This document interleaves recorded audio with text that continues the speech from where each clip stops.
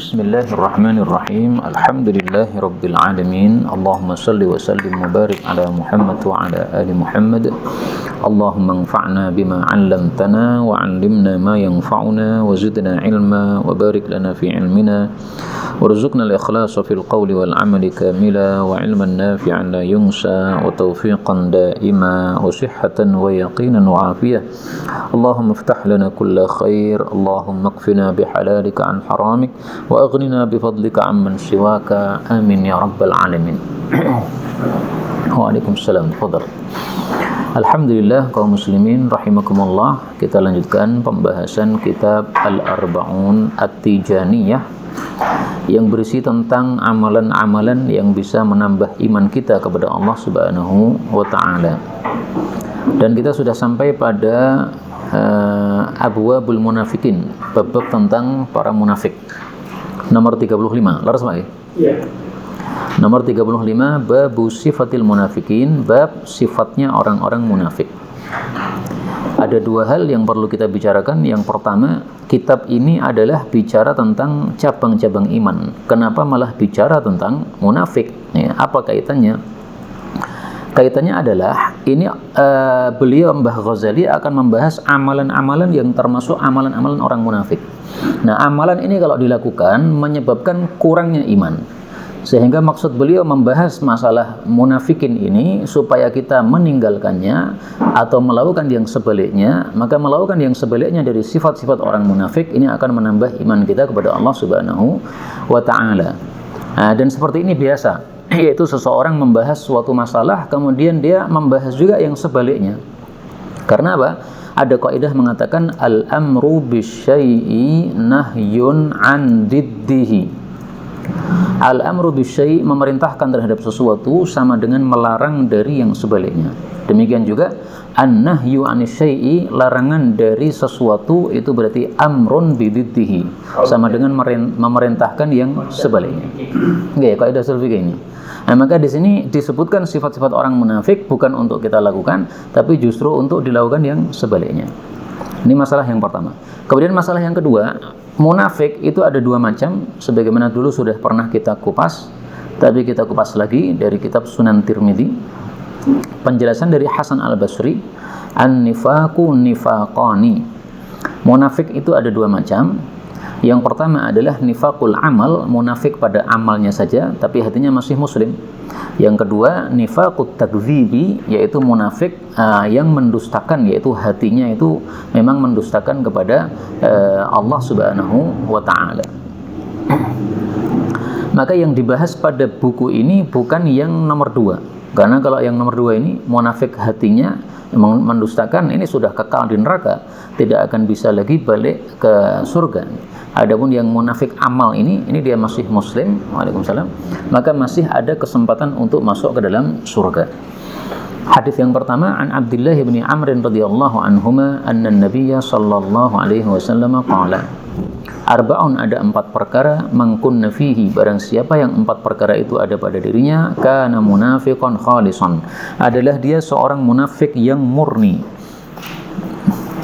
Wa man kanat fihi, dan barang siapa yang ada pada dirinya khaslatun minhunna, satu bagian dari 4 tadi, kanat fihi, ada pada dirinya khaslatun minan nifaq, satu bagian dari kemunafikan, hatta yada'aha, sampai dia meninggalkannya. Kemudian beliau merinci. Yang pertama, idza tumina khana, apabila diamanai dia khianat. Maka maksud Imam Ghazali, Mbah Ghazali adalah khianat itu mengurangi iman, berarti amanah menambah iman. Yang kedua, wa idza haddatsa kadzaba, kalau dia bicara maka dia dusta. Nah, maka maksud Mbah Ghazali adalah dusta itu mengurangi iman dan jujur itu menambah iman. Yang ketiga, wa idza ahada ghadara, dan apabila dia mengadakan perjanjian dengan orang lain maka dia merusak janji tersebut. Maka ghadar ini mengurangi iman, dan wafa atau menyempurnakan perjanjian itu menambah iman kepada Allah Subhanahu wa taala. Yang keempat, wa idza khasama, dan kalau dia bertengkar, fajra, dia melakukan perbuatan dosa, yaitu dia melampaui batas di dalam pertengkarannya tadi. Membalas 1 pukulan dengan 2 pukulan misalnya, itu termasuk wa idza khasama fajra. Satu ciri dimiliki sudah munafik kita. Satu ciri dimiliki berarti sudah ada terjangkiti sebagian dari sifat munafik nih. Belum total ya. Tapi kalau 4 ini terkumpul maka berarti sudah munafik total, tapi maksudnya munafik amal. Nah, munafik amal ini masih ada kesempatan masuk surga karena hatinya masih iman kepada Allah Subhanahu wa taala. Kemudian dalam hadis ini ada beberapa faedah. Faedah yang pertama, Rasulullah mengatakan 4, sementara dalam hadis yang lain Rasulullah mengatakan 3. Hadis yang populer ya. Ayatul munafiki salasun, gitu. Tandanya orang munafik itu ada 3. Ini riwayat Bukhari Muslim yang salasun ini. Sementara yang 4 ini tadi, ini juga Bukhari Muslim muttafaqun alaih, sehingga sama-sama sahihnya. Karena itulah muncul kaidah yang sering-sering saya ulang, yaitu adalah al-adadu, jumlah itu la mafhuma lahu, tidak memiliki mafhum. Maksudnya tidak untuk membatasi. Sehingga pas Rasulullah ingin menjelaskan 3, beliau jelaskan 3, ingin menjelaskan 4, beliau jelaskan 4. Nah, untuk yang 3 ini berarti ada satu yang dikurangi. Yang pertama dusta, yang kedua berjanji menyelisih, yang ketiga amanah, diamanai malah khianat. Berarti yang tidak disebutkan yang 4 ini. Wa idza khasama fajara. Tapi ada sedikit perbedaan. Kalau hadis yang pertama tadi ahada ghadara. Kalau hadis yang kedua wa'ada akhlafa. Bedanya apa wa'ada dengan ahada ini? Bedanya perhatikan, di sini kalau wa'ada itu hanya 3 huruf. Tapi kalau ahada 4 huruf. Nah, tambahan alif ini mengikuti wazan fa'ala. Ini menunjukkan dilakukan oleh itsnain, 2 orang. Sehingga kalau wa'ada ini dia dari satu sisi ya. Saya memberikan janji kepada seseorang. Ini namanya wa'ada. Kemudian setelah memberikan janji tidak menunaikan janjinya. Inilah idza wa'ada akhlafa. Kalau ahada ini 2 orang. A dengan B mengadakan satu perjanjian. Misalnya gencatan senjata. Ini ahada. Maka perbedaan antara wa'ada dengan ahada, kalau wa'ada dari satu sisi, dari satu taraf, satu ujung, sementara ahada ini dari 2 sisi. Sama-sama merusak perjanjian baik dari 2 sisi atau satu sisi, itu mengurangi iman kepada Allah Subhanahu wa taala. Kemudian bab yang berikutnya 36. Kenapa Pak? Yang 2 orang yang ahada, karena ada tambahan alif. Jadi tambahan alif menunjukkan apa? 2 orang. Seperti qatala, membunuh. Kalau qatala, saling membunuh. Karena ada tambahan alifnya. Maka ziyadatul mabna, ziyadatul ma'na. Kalau ada tambahan huruf, berarti ada tambahan makna. Alif menyebabkan arti saling. Kemudian 36, babu dararil munafikin, bab madaratnya orang-orang munafik. An Hudzaifah radhiyallahu anhu qala, innama sesungguhnya tiada lain, kana nifaku adalah kemunafikan itu ala ahdin Nabi sallallahu alaihi wasallam, ada di masa Nabi Muhammad sallallahu alaihi wasallam. Fa ammal yauma, adapun sekarang, fa innama huwa, tiada lain yang ada adalah al kufru ba'dal iman, kafir setelah iman. Hadis riwayat Bukhari. Ini kalimat tidak dipahami sesuai teksnya oleh para ulama. Kalau dipahami sesuai teksnya, berarti sekarang tidak ada munafik, adanya kafir. Munafik hanya ada di masa Rasulullah SAW. Nah, tapi tidak seperti itu maksudnya. Yang dimaksud oleh Hudzaifah adalah beda sikap kita kepada orang munafik di masa Nabi dengan di masa sekarang. Kata Hudzaifah, kalau di masa Nabi orang-orang munafik itu mereka tidak boleh dibunuh. Kenapa? Kalau dibunuh menyebabkan kemadharatan. Orang-orang kafir yang belum masuk Islam, mereka melihatnya Nabi Muhammad membunuh sahabat-sahabatnya. Akhirnya mereka nggak ada yang mau masuk Islam karena khawatir dibunuh. Nah, kata Hudzaifah, kalau sekarang sudah nggak begitu lagi. Sekarang orang menampakkan kemunafikannya, penggal aja lehernya. Kenapa? Karena dia berarti sudah menampakkan kekafiran setelah iman. Itu maksud dari perkataan ini, sehingga tidak dipahami sesuai teksnya oleh para ulama. Karena kalau dipahami sesuai teksnya, tidak sesuai fakta. Munafik itu ada di mana-mana dan ada di setiap waktu. Karena munafik itu kan artinya adalah menampakkan sesuatu yang sebenarnya tidak ada dalam hati. Hatinya kafir, tapi sebenarnya dia menampakkan Islam. Itu dimanapun ada, dan itu di waktu kapanpun juga ada. Maka yang dibedakan oleh Hudzaifah di sini adalah sikapnya. Ya. Kata Hudzaifah, sekarang nggak perlu kita takut-takut lagi untuk serang mereka, karena orang itu sudah menampakkan kekafirannya sehingga kita menghukumi sesuai dengan zahirnya. Sebagaimana perkataan para ulama, nahkumu bidzawahir. Kami menghukumi sesuai dengan zahirnya. Ada orang zahir ucapannya mengejek Islam, ya sudah, munafik itu bantai saja, kata Hudzaifah. Selanjutnya orang yang berkhianat pada satu bangsa. Berkhianat kepada satu bangsa, maksudnya gimana ya Pak? Oh, spionase. Nah, itu bab lain tuh. Itu termasuk ain atau mata-mata, itu hukumnya dalam fikih jihad memang boleh untuk dibunuh. Ya, boleh dibunuh. Ya. Karena dia membantu terhadap musuh, dibunuhnya bukan karena dia kafir ya, tapi karena bahaya. Ya. Karena bisa menyebabkan apa? Menyebabkan kekalahan terhadap kaum muslimin. Adapun apa? Hak asasi manusia, ya semua kebaikan diajarkan oleh Islam. Nggak ada kebaikan yang belum diajarkan oleh Islam. Nah, sehingga semua sudah ada di dalam Islam nih kebaikan-kebaikan ini. Baik, bab yang ke-37, babu aktsari munafiki hadhil ummah, yang paling banyak dari munafik-munafik umat ini, yaitu umatnya Nabi Muhammad sallallahu alaihi wasallam, itu adalah al-qurra, orang-orang yang hafal Quran. An Uqbah bin Amir radhiyallahu anhu qala qala Rasulullah sallallahu alaihi wasallam, aktsaru munafiki ummati, yang paling banyak dari munafik-munafik umatku itu adalah qurra'uha, orang-orang yang hafal Quran. Hadis riwayat Ahmad, derajatnya sahih. Dalam lafal yang lain, inna aktsara munafiki hadhil ummah, sesungguhnya paling banyak munafik di antara umat ini adalah la qurra'uha, sungguh orang-orang yang hafal Quran. Nah, ini perlu kita pahami supaya tidak suudzon kepada para penghafal Quran. Jangan mengatakan, oh berarti Iskarima itu pencetak munafik. Oh, enggak begitu.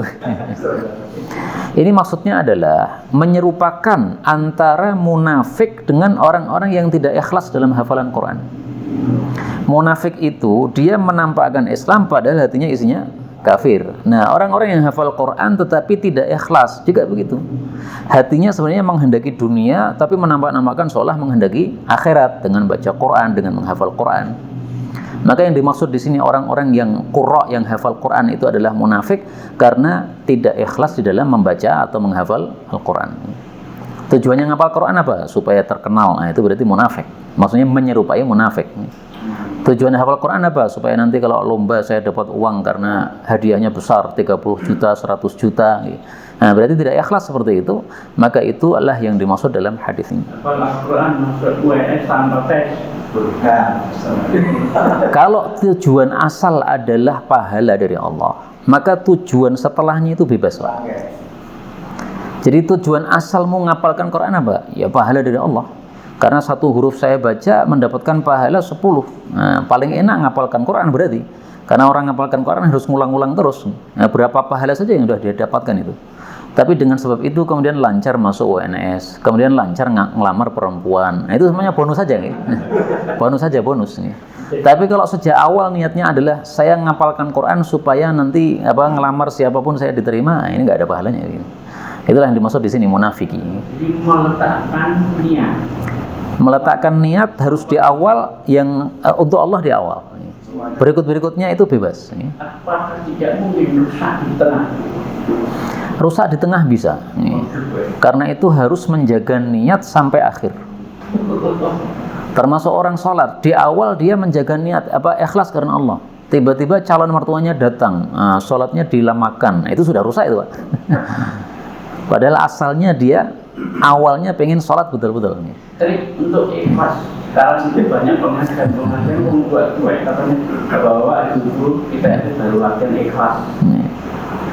Trik supaya ikhlas bagaimana? Ya kita harus ngerti bahwasanya kalau amalan tidak ikhlas nggak ada nilainya di hadapan Allah Subhanahu Wa Taala.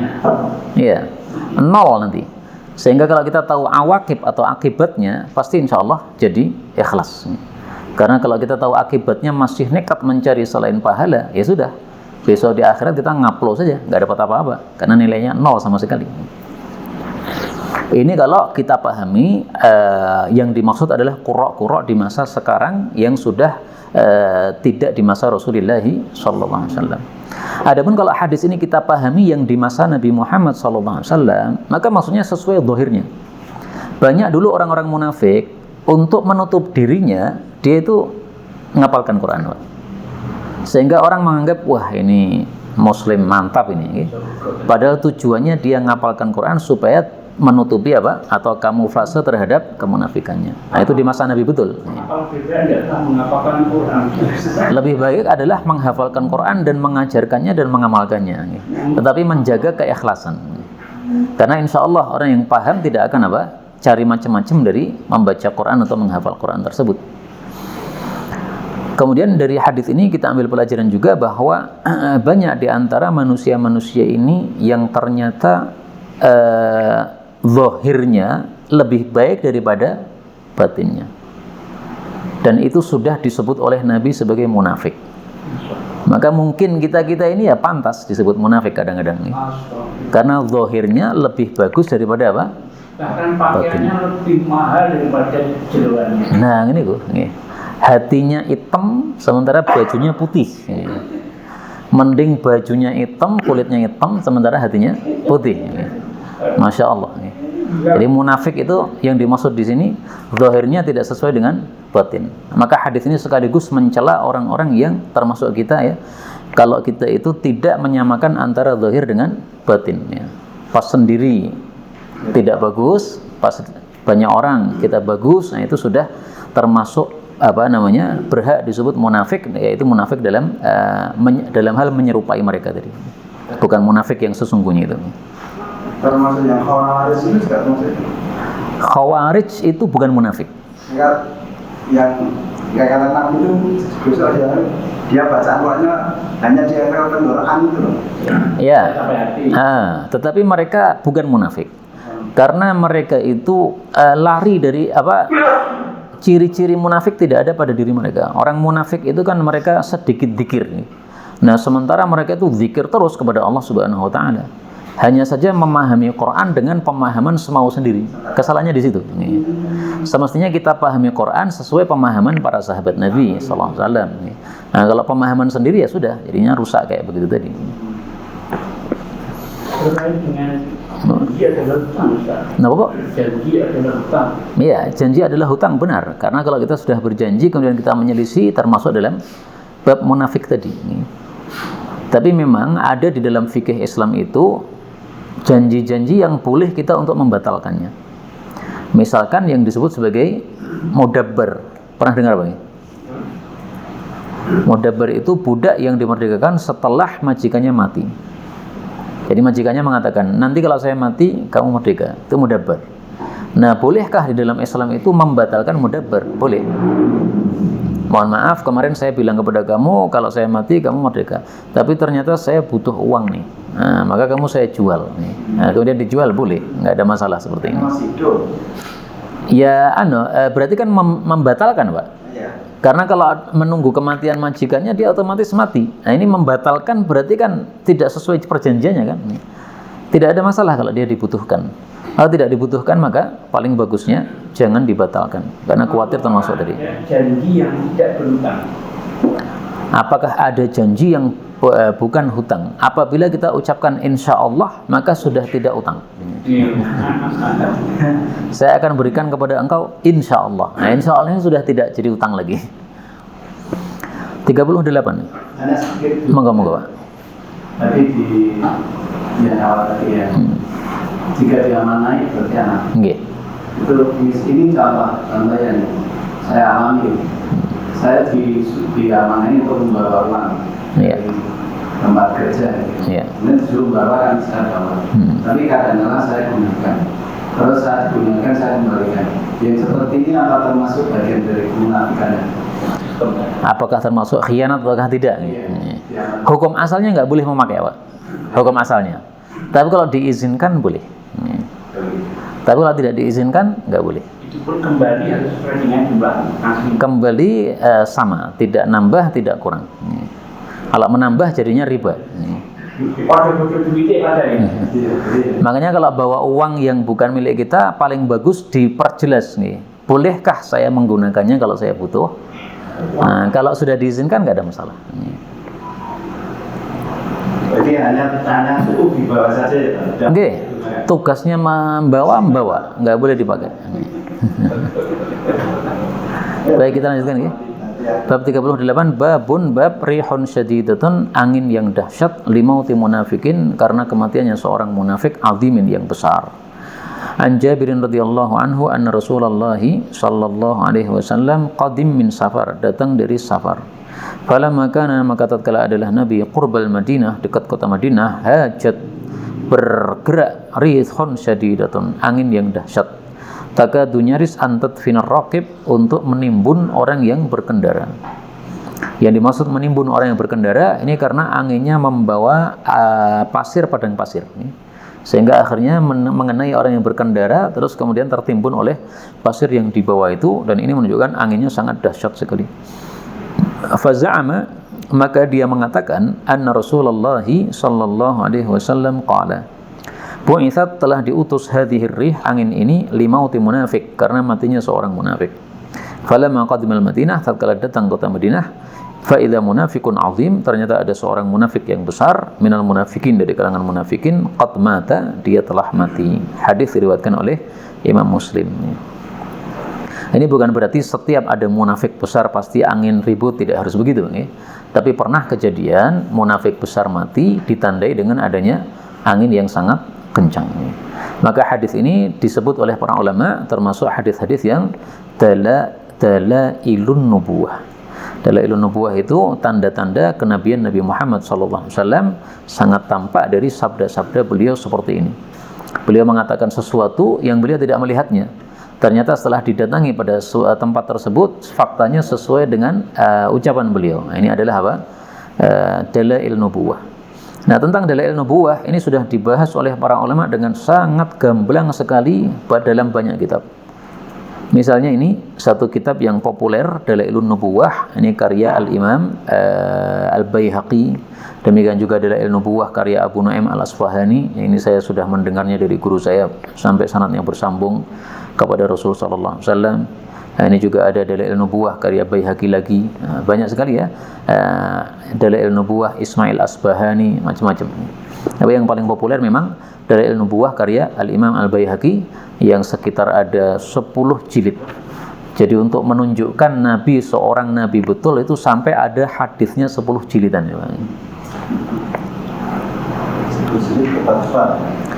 Saya sendiri belum memiliki, hanya melihat jilidnya sekitar 10 itu. Kalau kita tanyakan, kalau ilmu laduni itu bisa?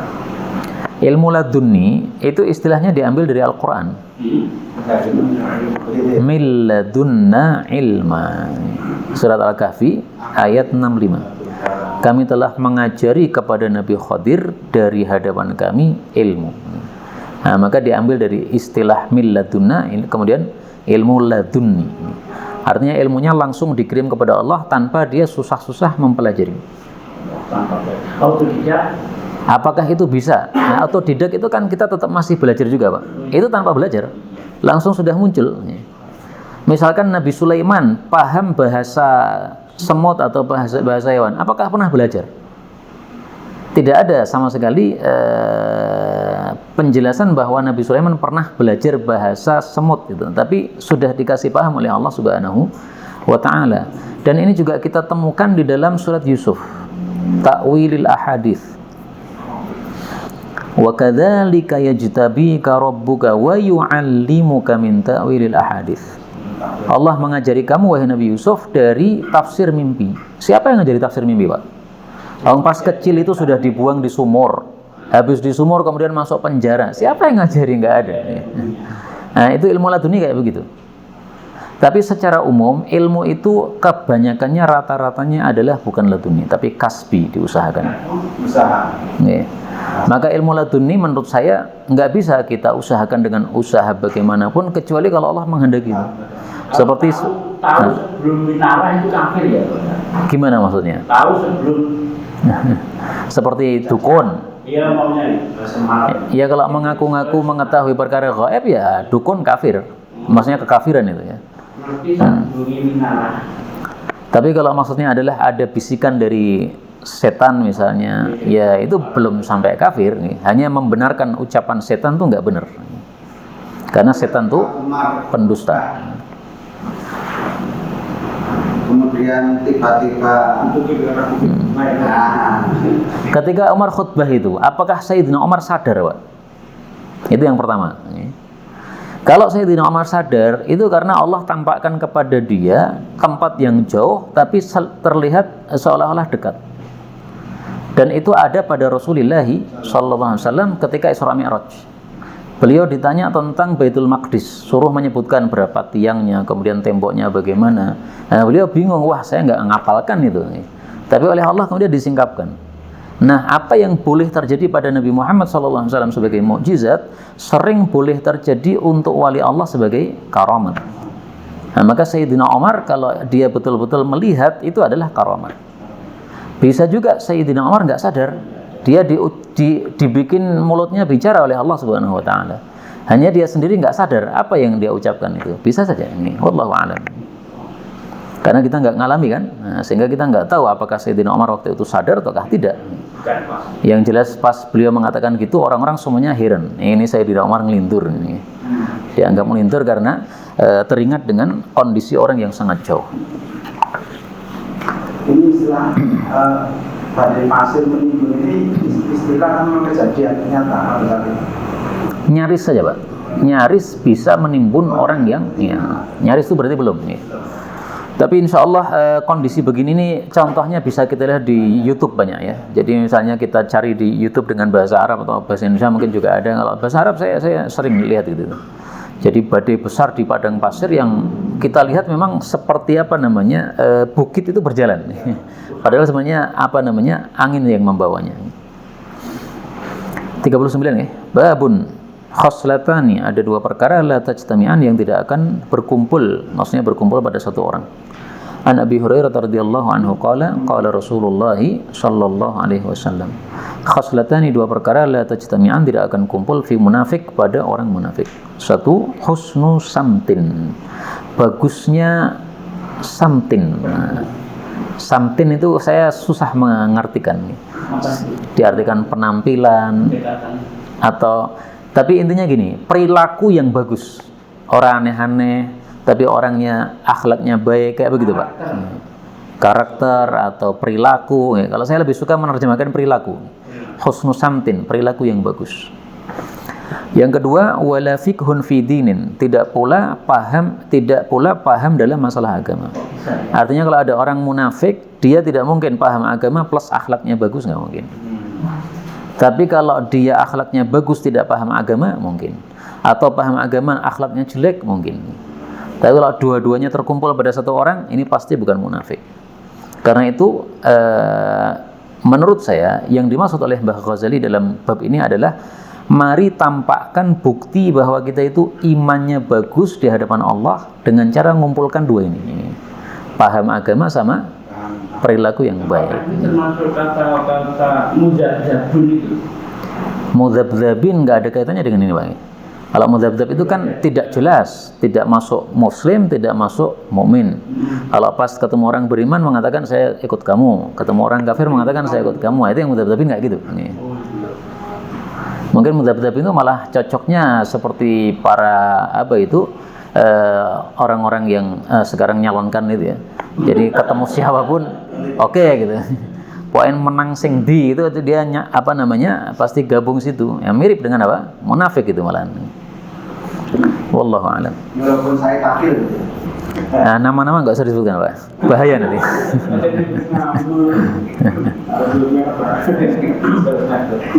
Ini hadisnya riwayat Tirmidzi wa gharrabahu, dan dikatakan gharib oleh Tirmidzi. Nah, hadis yang dikatakan gharib oleh Tirmidzi itu sering dhaif, tapi di sini disahihkan oleh Asy-Syaikh Al-Albani rahimahullahu taala. Nah, maka mari kita berusaha untuk paham agama plus memperbagus akhlak sehingga ada tanda-tanda kita iman di hadapan Allah Subhanahu wa taala. Bab 40. Al-mathalu, perumpamaan lil mu'min, bagi orang beriman, wal kafir, dan orang kafir, wal munafik, dan orang munafik. An Ka'bin 'anin Nabi sallallahu alaihi wasallam qala, mathalul mu'min, perumpamaan orang beriman, kal khamah, seperti yang lemah, minaz zar'i, dari tanaman ya, tanaman yang lemah, tanaman yang masih kecil. Tufayyi'uha, akan mendoyongkannya, ar-rihu, angin, marratan, sesekali, wa ta'diluha, dan menegakkannya, marratan, sesekali. Artinya kalau anginnya kencang dia pasti akan doyong, kalau anginnya sedang maka dia tegak lagi. Wa mathalul munafik, adapun perumpamaan orang munafik kal arzah, seperti pohon-pohon besar. La tazalu, tidak henti-hentinya, hatta yakuna, sehingga adalah inji'afuha, tercabutnya, marratan wahidah, sekali kejap. Hadis muttafaqun alaih. Ini maksudnya perumpamaan dalam bab banyaknya musibah yang diterima oleh orang-orang beriman. Orang beriman itu Allah sering kasih musibah, sehingga dia sering doyong-doyong begitu nih. Seperti pohon yang lemah, ya, kena angin ya doyong-doyong terus. Tapi tujuannya bagus. Tujuannya supaya dosa-dosanya dihapuskan oleh Allah Subhanahu wa taala. Nah, kalau orang munafik nggak begitu. Dia seperti pohon yang besar, sehingga kena angin nggak ada masalah. Musibah-musibah nggak sering dikirim oleh Allah Subhanahu wa taala kepada dia. Bahkan mungkin musibah nol. Tetapi malah dosanya numpuk total. Sehingga kalau ada orang mudah sakit, itu sebenarnya malah tanda baik, Pak. Insya Allah saya beriman karena Allah suka kirimkan sakit kepada saya. Insya Allah. Tidak pernah sakit, nah kita malah perlu nuduh diri kita sendiri. Apa baiknya sakit saja? Ya baiknya sehat, tetapi ibadah.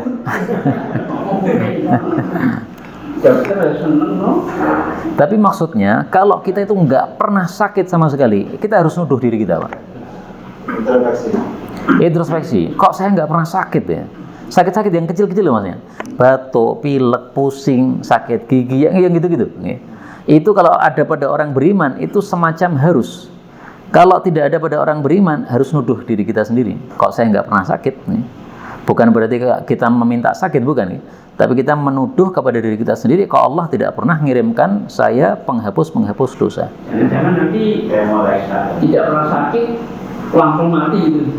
Nah itu kayak munafik tadi. Dia pohon kencang, dia kalau ada angin itu selalu tetap tegak, tapi begitu ada angin kencang pas itu langsung rusak. Saya pernah mendengar iman seseorang ibarat ilalang bisa. Gimana itu? Ilalang itu kan ini toh. Di tempat ayatnya tempat. Iya, masih kuat gitu ya. Jadi maksudnya pas dia terkena angin itu maksudnya adalah dikirimi musibah oleh Allah. Dia mau jatuh tapi nanti balik lagi, sembuh lagi ya. Masih punya iman, sehingga ketika dia masih punya iman maka dosa-dosanya yang dihapuskan oleh Allah Subhanahu wa taala.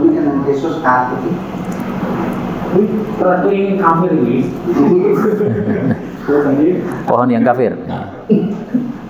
Ini saya tampilkan, Pak. Ada orang yang nggak pernah sakit, maka kata Nabi ini calon ahli neraka. Ja'arabiyun, datang seorang Arab Badui. Maka Nabi mengatakan, hal akhadatka umumil dam? Apakah umumil dam pernah mengenai engkau? Dia tanya, apa umumil dam? Saya nggak paham. Kata Nabi, harrun bainal jildi wal lahmi. Panas antara kulit dan daging, demam. Maka dia mengatakan, saya nggak pernah demam.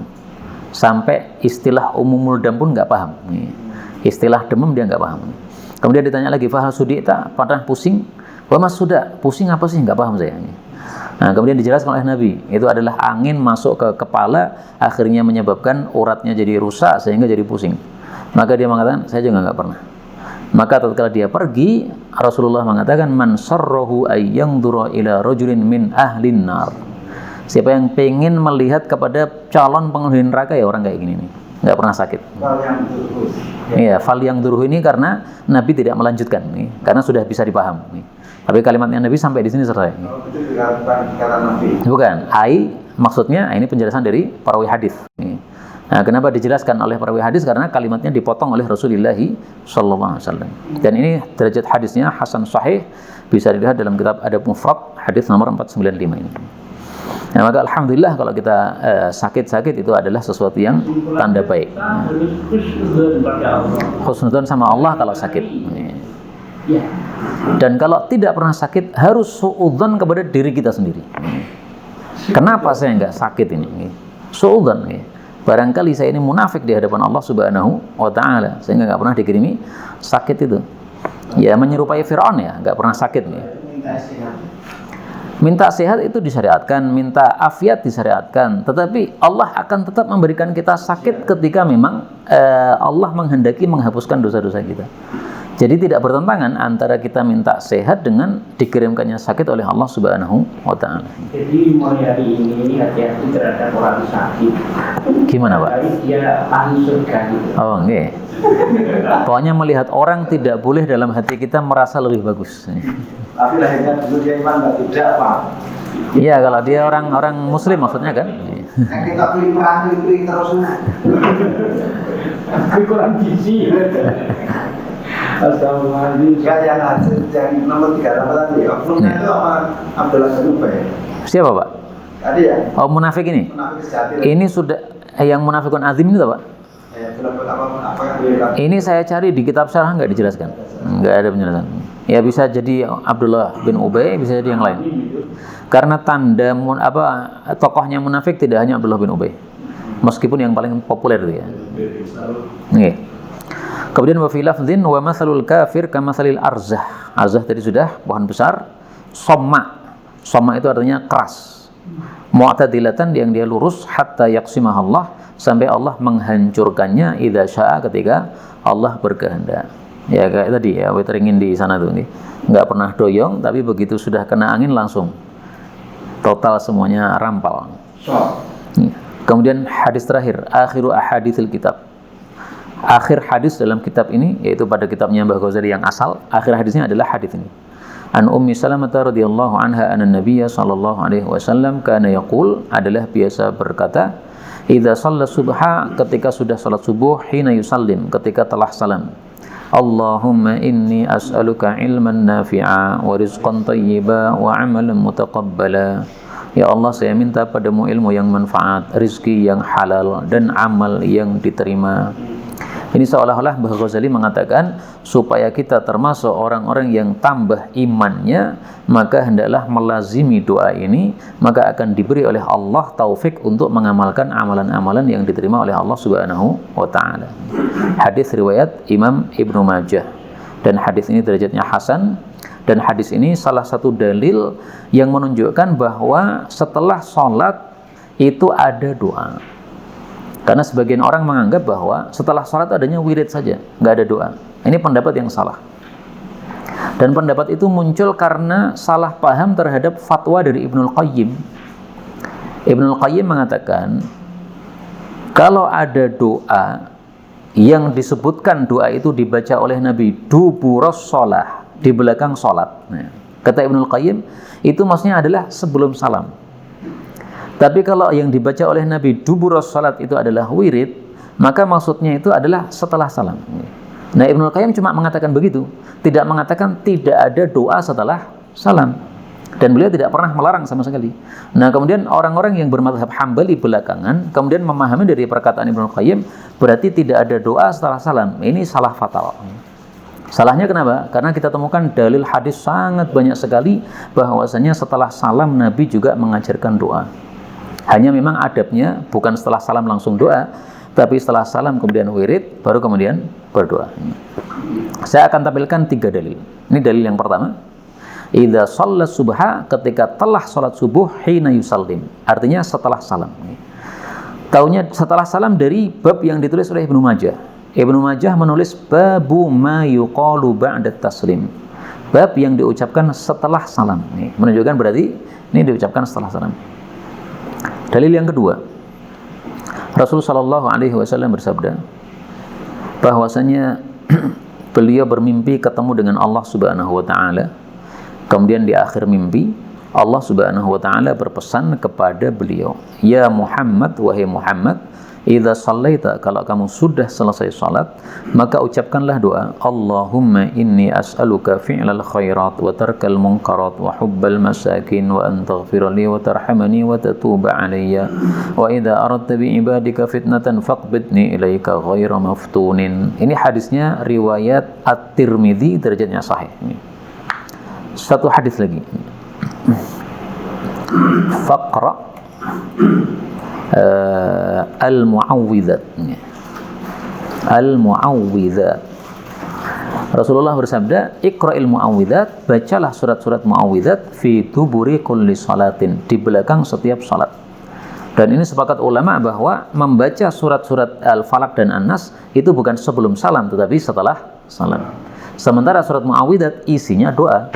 A'udzu birabbil nas, a'udzu birabbil falaq. Ini doa kepada Allah Subhanahu wa taala. Dan ini hadisnya riwayatnya Abu Dawud.